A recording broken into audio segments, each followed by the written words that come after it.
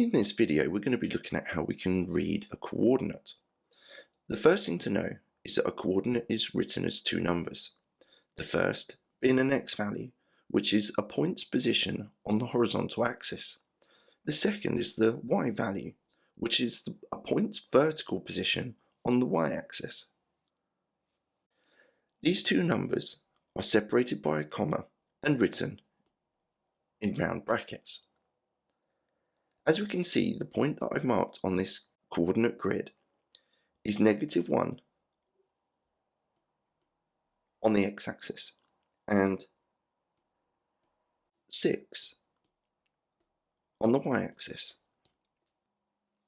Pause the video here and have a go at the question on the right hand side. When you're ready for the answer, press play.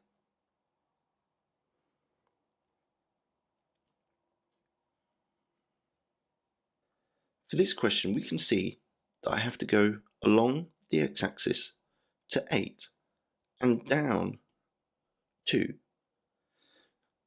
So the coordinate of the point marked is 8, -2.